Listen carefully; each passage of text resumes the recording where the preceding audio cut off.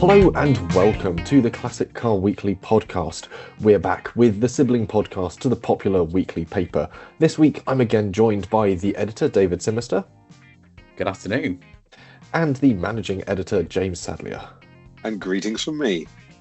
And I'm the staff writer Jesse Billington. And well, gentlemen, how are we? And crucially, how are your classics? It's been an interesting week for me. The Mazda hasn't been out too far this week because of the weather. You may have seen has been horrendously snowy. But the interesting thing I've got to deal with this week is normally at this time of year you might get a little bit of condensation on the inside of your soft top roof. But what I've got at the moment is frozen condensation. So that'll be the next thing to do on my car cleaning list this week.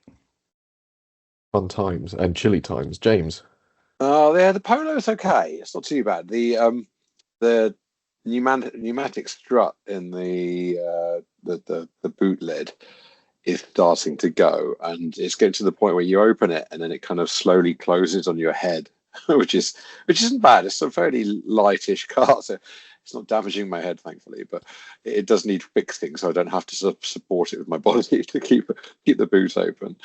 And the exhaust has always had I think it was missing a small part that kind of kept the middle part of the exhaust in place, and so if I ever go over any kind of large bumps, it kind of grinds, and if I have anyone in the back seat, as I did yesterday, you definitely hear it. So I've got to get that looked at too. Probably one of the little rubber hangers has just sort of stretched a bit over time and sagging in the middle. Yeah, you can definitely see it when standing far back, looking at the Polo. But other than that, it definitely gets a lot of kind of some good feedback on the car. So many people say, I remember having that, and it was so many people's first car. Whereas it's my 20th car. I met up with one of our classics cars earlier this week. I met up with the Jaguar X-Type owned by markets editor Richard Barnett. So we had a coffee together, and he brought his X-Type up, and we met in a part of Cheshire that looked more like Switzerland. It was covered in snow, and I felt that his four-wheel drive X-Type was considerably better suited to the conditions that day rather than my front-wheel drive Avensis. And again, it put my sort of high mileage claims to shame. My car has done just over 120,000 miles, and his car is knocking on for 250,000 miles, and it's still going strong. Wow, that's really good. Do you know how much work he's had to do in it in that time? Oh, he's had to do it. I mean, it's a frequent visitor, I believe, to the various Jaguar specialists of Wales, but it does a hell of a mileage. Richard travels back and forth to different classic car auctions up and down the land, and a lot of the time it is that X-Type that is pounding the miles on Britain's motorway network, which is why it's probably one of the most travelled X-Types in the country now. Yeah, he's regularly out and about in that and getting the miles down. Absolutely. Yeah. Meanwhile, on my side of things, it's actually a bit of a double whammy for both my cars and my bank account at the moment. The Jimny has completely blown its heater matrix, so the small radiator buried in the dashboard that gives me the nice warm air, that's blown. So what we managed to, on the drive back from the office last week, it managed to fill the driver's footwell with coolant. Yeah, pretty much starved itself of coolant, but because it was about -2, it stayed perfectly temperate in the engine bay. Can you guess how, aside from the fact that it is a complete dash out job to do, which I've got all the parts to do, the space in the workshop to do it, can you guess how much a new heater core costs if I go to just a Suzuki dealership and say I'd like one heater core for a Suzuki Jimny? We're talking about something that's about the size of sort of like a desk diary, about A4. I'm going to go high. I'm going to go 250. I'm going to go for whatever your bank balance is plus £1. Well, conveniently, my bank balance isn't exactly that. A new heater core for the Jimny costs £432.76. Pence. Yeah, I thought I was shooting high with 250.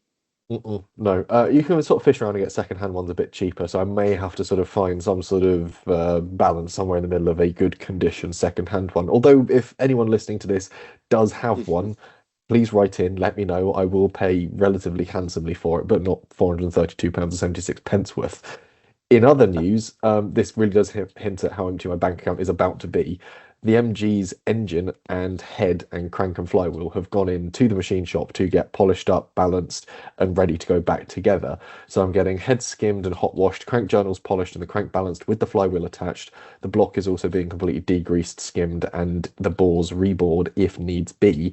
How much do you think that is going to set me back? Oh, David, you go first. Well, I'm going to say it will be healthily into three figures, possibly four, depending on how depressing I was gonna big say the invoice is going to be.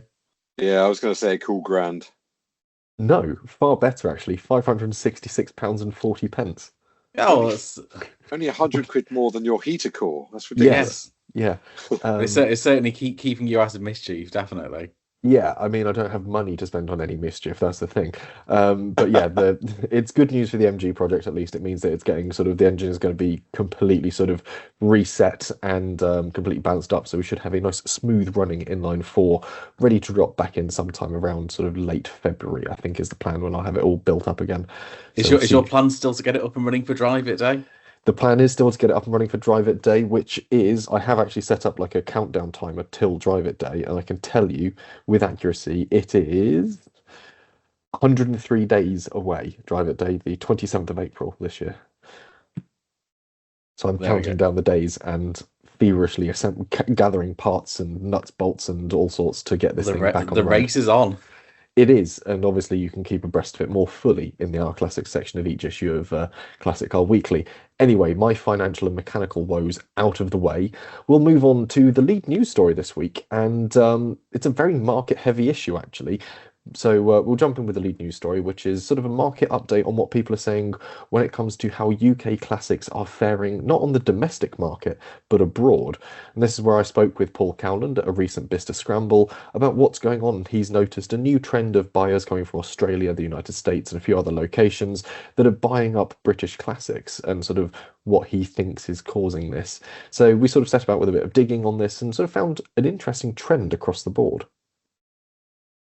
Absolutely, it does sound as though Paul, who obviously is best known for his work with Salvage Hunters Classic Cars, he's a director of Manor Park Classics, very sort of well connected in the industry, and he's identified that international buyers certainly seem to be taking more of an interest in some of the cars that have been restored in this country, and that will probably come off the back of that. A lot of cars did get restored during the pandemic. There's a lot of very well restored high quality metal on the market at the moment, and that's we've already seen that that's garnered domestic interest, but that does seem to be the case where it's also grabbing international interest as well. But I know that a couple of people that we spoke to as well said that there are still quite a few logistical hurdles to climb over these days if you want to buy yourself a nice MG or an Austin Healey and bring it back to somewhere like Australia or Malta or America or something like that.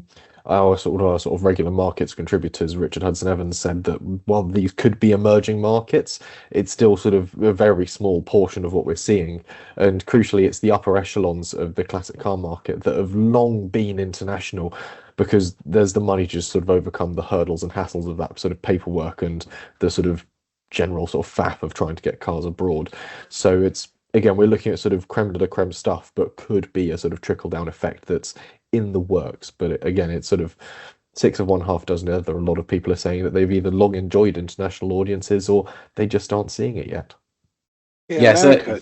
Sorry, go on, David. Yes, certainly you're absolutely right. At the very top end of the market, if you have £1 million to spend on a classic car, it doesn't matter whether you buy it in America or Europe. You're going to sort out those shipping and those import duties and so on. Where it has less of an impact is the enthusiast end of the market, where cars are changing hands for well under 50k. Sometimes a lot of the cars that we cover are going for 20k and under, and that's very much the enthusiast side of the market. And that's where those duties and those additional costs of transport and importing are a bigger slice of what you pay. So what you wouldn't necessarily see is so much of the markets having an impact on that side of things. Yeah, America, there seems to be a huge love of British cars in America.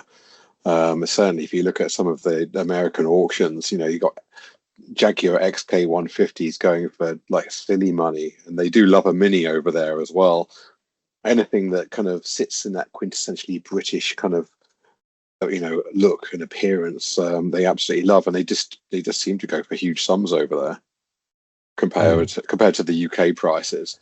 Like especially on a Rolls Royce over there, for example, there's a 1986 Rolls Royce Corniche convertible, kind of up for grabs for kind of 125,000 US dollars. There is a sort of it's a very different world when it comes to that market. I think it's because you're looking at imported cars. I mean, I suppose America would almost sort of look at the way that we buy American cars in much the same way and sort of go, oh, but we're tripping over sort of 66 Mustangs and sort of Pontiac GTOs, sort of can't get rid of them out of scrapyards quick enough. But over here, they sort of trade hands for that sort of premium. I think it is to a certain extent the sort of foreign, almost exotic nature. It's weird to describe the idea of an MGB being exotic, but it depends on the market you're looking at. And again, I think Rob Hubbard made a great point when I spoke to him from Iconic Auctioneers, and he said they've, again, long enjoyed a globally diverse audience, but notes that if you want a specific car, chances are you'll buy it wherever it is. It's one of those sort of top of the market things where if you really want that car, you will go and get it. Ultimately, people won't be sort of spending thousands and thousands of pounds shipping MG midgets, rubber bumpers across the world. But if you're looking for sort of top end Alvises or something like that, you're sort of looking for those more obscure options. This is a sort of emerging trend, but again, we're looking at a very small slice of the pie. But it's certainly an interesting one.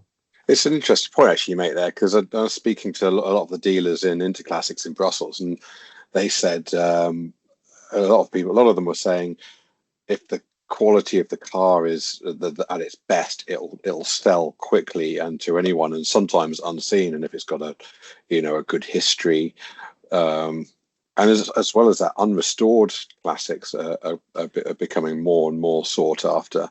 But away from British classics, a lot of the dealers were saying American buyers would just buy Porsches completely unseen and just see them online, have a quick look at the history, and just say, "Yep, I'm having that." And if it's good enough, they won't even come over to Europe or Germany in this case and or Belgium and have a look. They'll just buy it and have it shipped over. If it's the right car, they'll snap it up before someone else does. I think again that's something that's sort of echoed by certain cars having that level of kudos and gravitas to them. We've certainly seen that emerging trend with fast Fords in the UK. Look at the amount of auction records that hot Escorts and Sierras have set over the past sort of few years. It's again that thing of sort of every car, every model, every mark has sort of very much its heyday for where it is doing well on the market. And maybe at the moment we're starting to see sort of just generally speaking British marks. But one of the key things that Paul Cowan said was a lot of people that are buying these cars to take them abroad are buying them in a restored condition because they trust and appreciate the British restoration, the craft to it, the heritage that goes into it. Look at sort of British restoration firms have been around for quite some time. They have a great amount of heritage to them themselves as well as the cars. If you're adding sort of an incredibly well understood sort of name-plated sort of reams of history to the car's restoration, Classic Motor Cars, for example, spoke about this. They said that that's sort of almost a greater trading point than simply the car being great, is it being great because of someone or somewhere, and sort of that's adding to the sort of countenance of cars. Yes, certainly having a car well restored, and a car is only original once, don't forget, is that really adds to the car's provenance. So having a car, we're talking again this kind of more higher end of the market, cars that have been restored, things like Austin Healey's and Aston Martins and Jaguars. If you can say it's been completely restored nut and bolt by a renowned marque specialist, and here are all the bills and all the photographs to prove it, that car is gonna, no matter where you sell it, it's gonna have a certain traction with an enthusiast audience, and hence that's why you see cars like some of the biggest prices we've seen for Morris Minors have been in the States, because really well restored examples, particularly in that part of the world, are hard to come by. Absolutely, yeah. And one of the other points is that sometimes people restore these cars to a better standard than their original build. I sort of spoke to one chap at the NEC a little while ago he pulled apart a Rover SD1 and just not saying anything about its original build quality here, but he was a trained engineer himself, and he just did all those little things that he felt were missed in its initial build, and it was a better, stronger, longer lasting car for it. And so you're adding value there. I mean, I know that's not that common that people would do that, but it says a lot for our expertise we have over here on UK shores.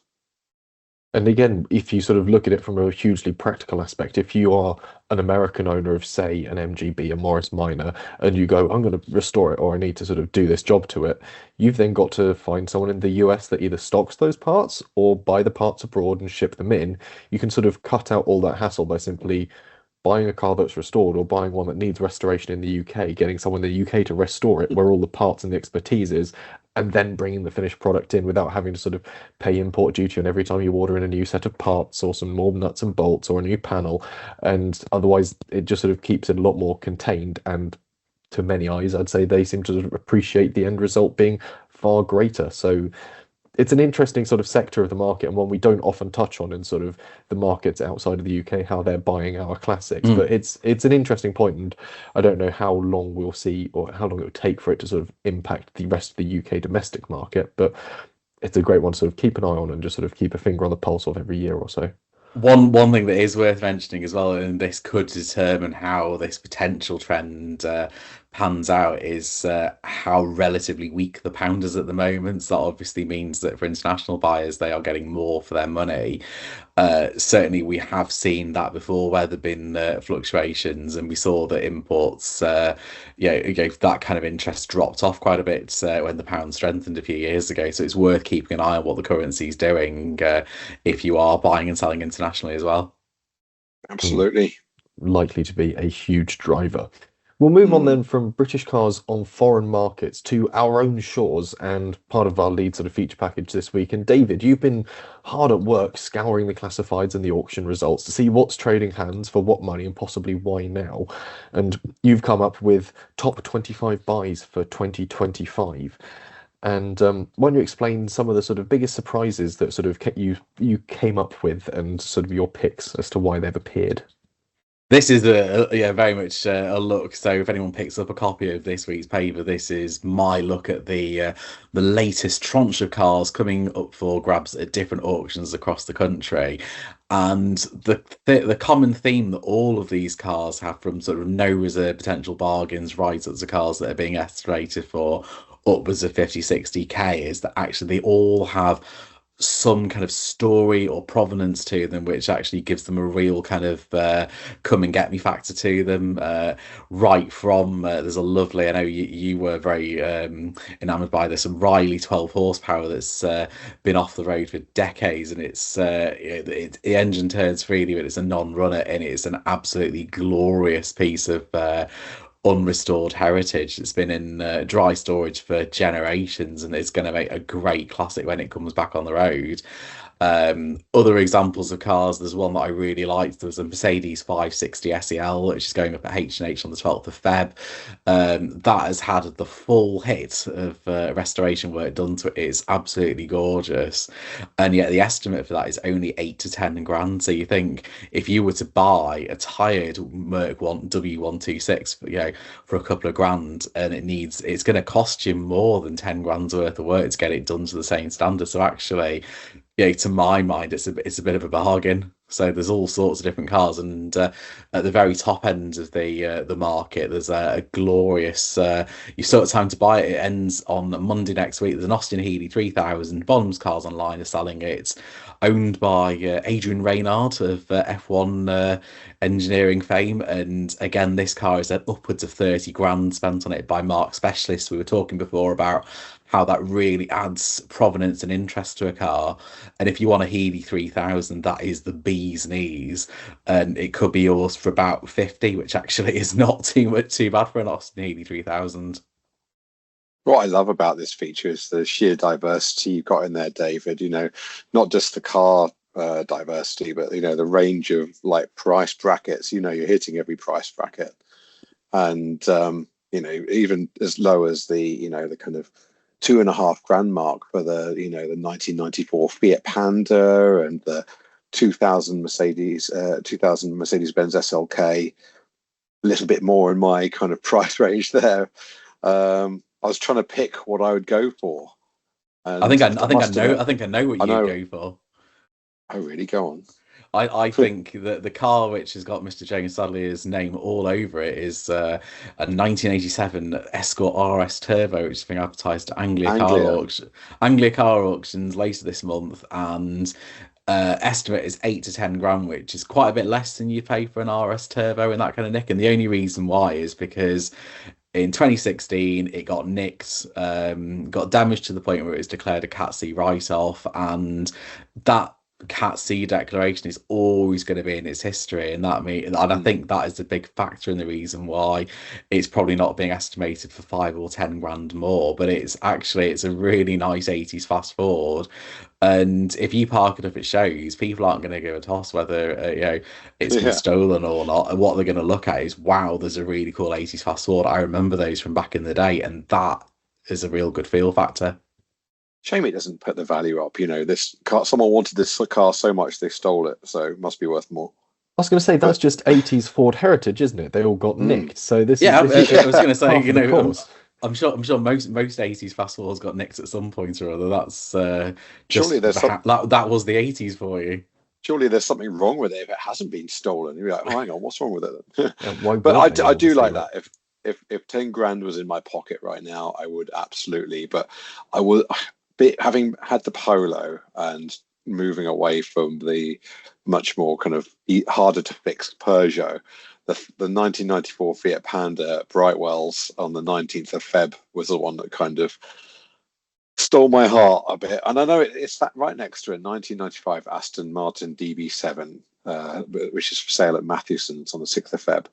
And that's got an estimate between 12 and 14,000, which I'd love something like that. But I'm just being realistic here. As if I was today, I was going to bid on something, it would be the Panda. How about you, Jesse? What do you think? Ooh, I'm torn. I'm absolutely torn looking through the list. Like, I do love the big Austin Healey's, and again, they appear in our sort of markets buying opener piece where we've got the bull market from Haggerty, and they featured the Healey 3000 on it. Not because they reckon the prices are sort of on the up, but because prices for these seem to be softening. So, sort of, I'm almost sort of hesitant to go, don't buy it now, maybe wait a little bit longer. But I say that because I have £0 in my bank account at the moment, courtesy of my existing classics. But I mean, the Austin Healey Sprite, its little brother, 6 to 8 grand. They were sort of 10 to 15 grand cars all day long when I sort of started looking for small, nippy sports cars. And they've just started to sort of tumble away. It's again, this sort of, they've had their age of appreciation sort of on the scene. The people who wanted one have had one, got one, and we're sort of waiting for the next generation to come along and sort of generate this sort of love for sort of 50s and early 60s sports cars. If I was going to go for any car off this list, I keep going back to that Sunbeam Rapier, and I don't know why. Although looking at that was an interesting one, Jesse. So if you look below it, there's a Bedford Astra van it's the classic car world for you. How is that? I mean, it's a great car, and I'm not saying it shouldn't be estimated between 6 to 8K, but never in my wildest dreams would I sit down and think, oh, hang on, a Sunbeam Rapier would be, valued, a drivable Sunbeam Rapier valued less than a Bedford Astra van. But it's classic commercials, as we mentioned in a previous podcast. They're really, really hot at the moment, almost as hot as the Fords. No, so yeah, you're thinking the Rapier, but what else? Rapier, maybe that Riley horsepower. I've just had 12 horsepower. I've had a flick through the pictures. It's a bit rotty in quite a few places. So it would be a full body off. But I don't know. I do like that body style. The Prelude really has captivated my eye. And 4 to 6 for that sort of period of very appreciated sort of Japanese metal at the moment is pretty sound, actually, and relatively decent miles on the clock. 39,000. £4,000 to £6,000 is not a big amount of money to buy that. So I'd say, yeah, that is certainly a smart buy selected by Mr. Sinister. Out of all of them, which one really takes your fancy then, David? Which was the one that you lusted after most as you were putting this piece together? Oh, that's a tough question. That I think the one that really presses the buttons for me is this is being sold by H&H on the 12th of February is the MGZT Tourer, the Ooh, V8 nice. 260. I've driven the saloon version of the ZT 260. It is a cracking car. I mean, the best way I can describe it is a TBR Chimera with four doors. It's got a lovely woofly V8 noise to it. It's got this kind of very brutish kind of heavy engineering feel to it. But the ZTTT, if you like, I almost feel like I'm reciting names of ZZ Top. You know, it's kind of the little Z's and T's going on here. But the ZT Tourer is a fabulously rare car. The only made across the pre-facelift and the facelift model. It was 88 cars left Longbridge before MG Rover shut up shop. So they are phenomenally rare survivors, and that one's only got 28,000 miles on the clock. So it's a really nice example of a really rare car. I wouldn't mind trying to drive the. If I wouldn't want to own one, but I wouldn't mind just a um, behind the wheel of the 1989 Rover Metro GTI. It looks fantastic. And one of only two used to smash a slew of speed records at the Millbrook Proving Ground. Actually, yeah, that looks like fun. I mean, there's a for the readers this week. You know, the issue that comes out tomorrow. You've just got there's so much choice there. Even if you just want to window shop, it's such a good read. That's MG with the V8 in it. It's the same V8 you got in the Mustang of the period as well, so it's quite easily tunable to get a bit more horsepower out of it because it's quite an aged design. It's still a two-valve per cylinder engine. I think So that's you why could, MG Rover was so fond of it because you could go up to 1 million horsepower relatively easily, and the V8 was still there, not really breaking sweat. I mean, I know that Koenigsegg used the same basic block for things like the CC8 and the CCR, and you could get they got 640 to 800 horsepower of them by the end of it once they'd slapped two superchargers on it. So if you're looking for an interesting project build, snap up that MG and bolt two superchargers to it and see where it gets you. But yeah, I mean, there's the Triumph TR6 is again a great shout, and that has always been a mainstay of the classic scene. But again, we're sort of seeing this sort of generational shift, and the prices are sort of starting to fluctuate. And this one has been sort of relatively well looked after and comes with what's described as a comprehensive history. All the things you want when it comes to a sort of technical straight six British sports car. And you're like, ooh, £7,000 to £8,000 is not a big lump of money. So there's some surprising options and some surprising buys. I will back you up on that Rover Metro GTI though. I've driven a Metro GTI of some sort before, and they are fun little cars to really sort of whiz around in, and do have a bit of the mini feel to them. Oh, absolutely. There is a sort of a common theme around all this, and it comes back to sort of some of the market trends we were talking about earlier, which is that particularly during the cost of living crisis, there have been a lot of cars coming onto the market as there has been a squeeze on disposable income, and that means that we've seen this since the pandemic. The gap between really nice restored cars and more average examples has widened over the past few years. And what that means is that actually right now there are so many different great cars out there for not much money. So if you're the kind of person listening who thinks, oh, I haven't been able to afford a classic car over the last few years because the prices have been too high, have another look, because there are loads of things out there you'd be surprised at how much you can get if you shop around. Yeah, absolutely. I had a quick look at some of the American auctions on there that's happening, and the Broad Arrow auction. I think it's Barron's. Is it Barron's? I'm just trying to look now. There's some really lovely cars up for sale. You know, right from like a 2000 Ford Mustang GT convertible for estimate of $10,000, which is about £8,500 over here. But it's gorgeous. Yeah, it's having gone to America in Christmas time, I saw quite a few actually British classics on the road out there. It was quite exciting to see, anything from a Jag XK8 to an MGB GT. I mean, they look so small in comparison to the American cars, aren't they? They do look incredibly diminutive. I spotted a rather ropey-looking MGB parked up on a side street in Brooklyn when I was there in September, and yeah, it looked a little bit out of place in sort of this sort of back street. But at the same time, I was like, someone's enjoyed that, and I think to the right person, again, it will fetch a strange amount of money on the American scene. But yeah, it's an interesting time for the market as we're starting to see that new shift as we move into these sort of new emerging generations of sort of people coming in. We've had the growth of the Gran Turismo generation of sort of the 80s, 90s performance cars from Japan that were popularized through video games. It's the big question is which bubble is going to be the ones that come through next, and I think that's going to be an interesting question to try and keep a finger on.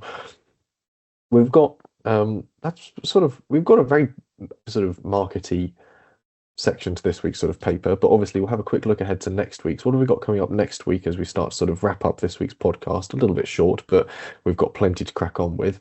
We've got looking back at the Triumph TR7 at 50, which is it's baffling to think that's reached 50 years old as well for me.